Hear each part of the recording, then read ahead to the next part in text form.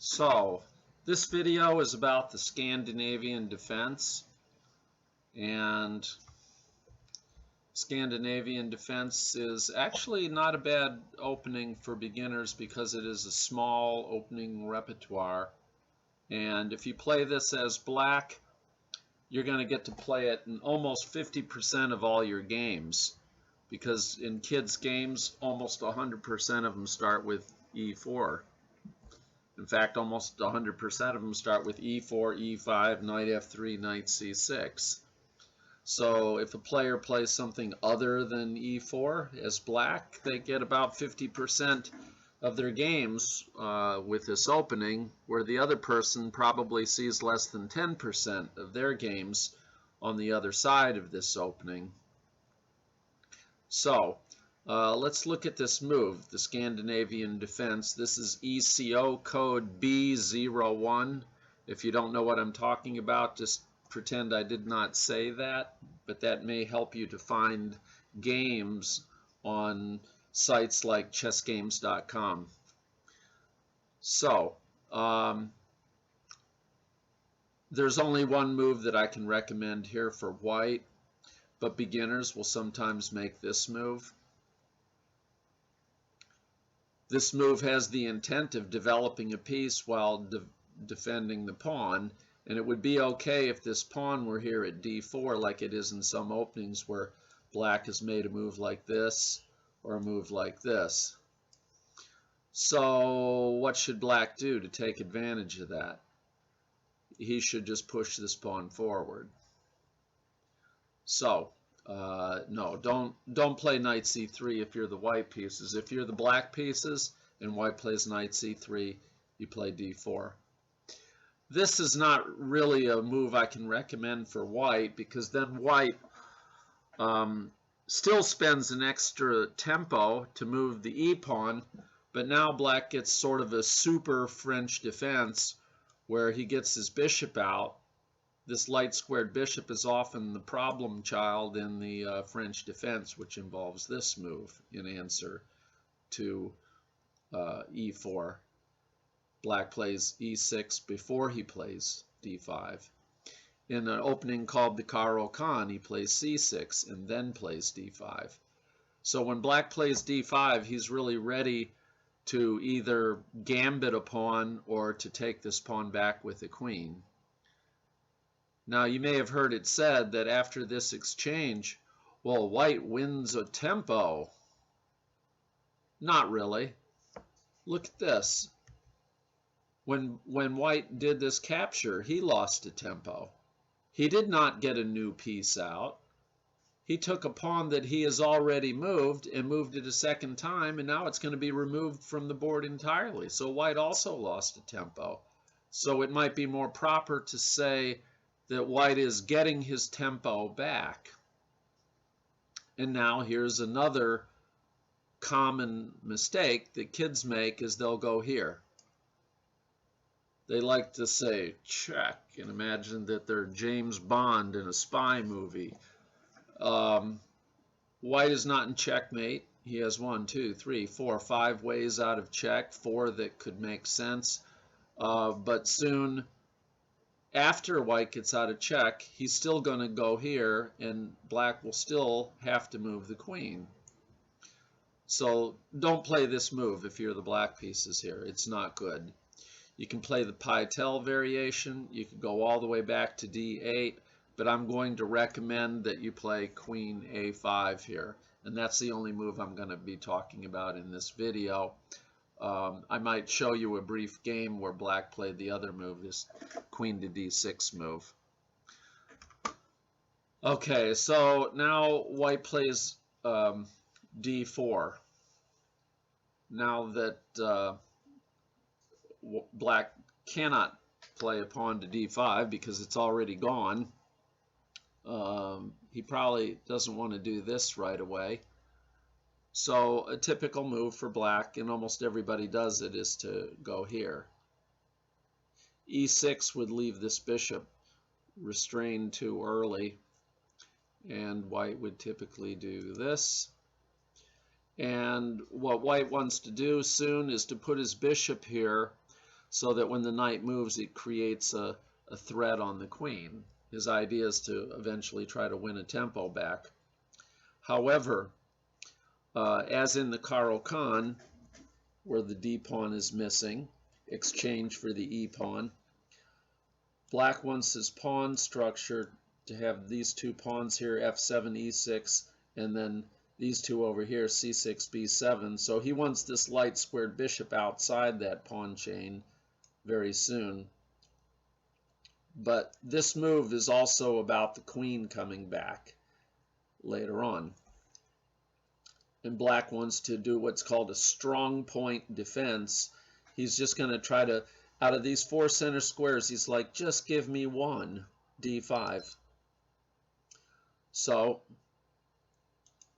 this is a typical move for White, putting pressure here on f7. And sure enough, Black has to be careful of bishop takes followed by knight takes.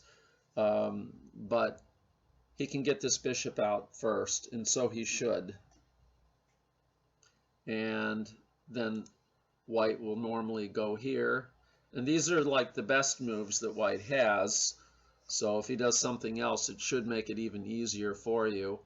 And now Black blunts the bishop and guards his own and creates a very strong point here on his side on d5.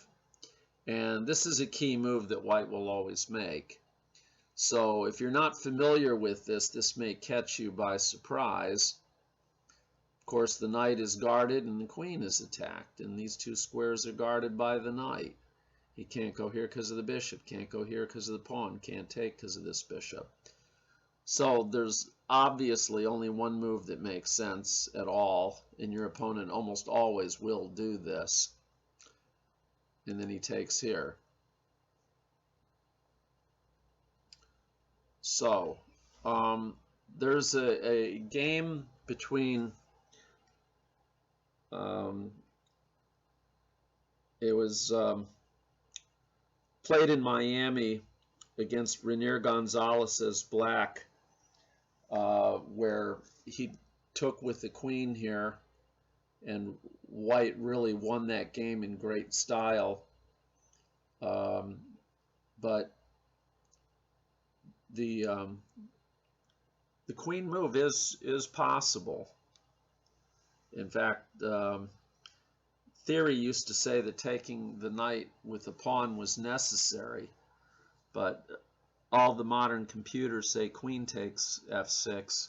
So when you get strong enough to where your games are won and lost just because of things like that, you may want to investigate that in greater detail. But that would be beyond the scope of this beginner's tutorial. Queen takes f6 is okay. So White gets his queen out. He's now free to castle on both sides of the board, and he's at least getting a strong grip on e5, while Black has his grip on d5. So Black can pin that knight and double attack it. So you may wonder, well, why would he do that? Because that just appears to lose pawns.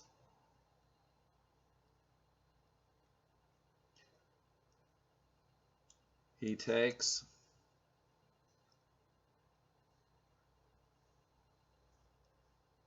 And he takes with a pawn. Black cannot take with this pawn because of the pin. So he takes over here. So we're already getting rather far along into the game. Let's take a look at some of these moves. Now, instead of d4, there's nothing wrong with him playing knight f6. This is right after the knight attacks the queen and he goes over here. You can do that, and it kind of will help to stop Black from playing e5, but you can see that he could still play e5. This knight would guard the bishop going here to pin a knight if he moves his knight here. So in this situation, this knight still comes out here, and then we still end up with d4. So it's very likely to just transpose. And you can see that black is not needing to be familiar with a whole bunch of different structures. Almost every time he gets the same similar pawn structure. The queen goes to the same places. He tries to make this strong point defense here on d5. He brings his bishop out before he plays e6. Bishop c4. Black does have to be careful of combinations involving a check here by the bishop at f7. He doesn't want to play e6 with his bishop back here, though, because that leaves his bishop controlled. Now he goes here, and the knight is now an atomic knight. Any place the knight goes, the queen will be under attack. Here's a move I've seen some kids make, and they feel like, oh, that's a good move. I'm attacking the pawn and the bishop.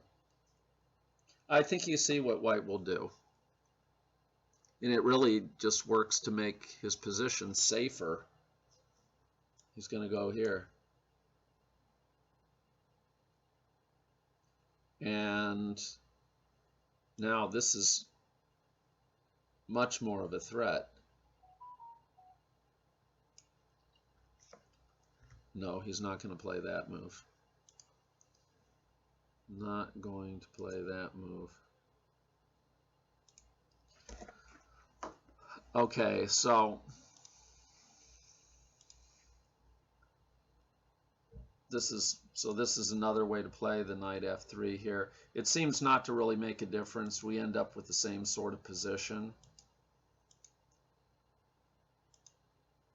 And when you're a new player, and by that I mean like if you're under 1600, you know, especially if you're under 1200, you're a new player. You don't have a lot of deep theoretical openings knowledge, and frankly you don't really need it, because your games are going to mostly be won and lost because of a giant blunder in the middle game, and even a whole string of them on both sides. So the tactics in the middle game are going to really decide. However, when you play this opening, you may be able to use very little clock time in the beginning of the game while your opponent tries to figure out what they want to do. Some of them haven't seen this much before. And you can get all your pieces out into fairly good squares. Okay, this is about the only place I ever see him put the bishop. It seems not such a bad idea to put it at d3. I doubt that black has some way to just refute this. I mean, black is still pretty much better off. He can play this move because his queen guards it. So you're going to find most people just moving the bishop here. And like we said before, black wants to do this because he wants to do this, but he wants the bishop to be outside of these pawns when he does. This creates the discovered attack potential on the queen. And this lets the other bishop out. But all of these moves happen almost every time. This is clearly the only move black can do.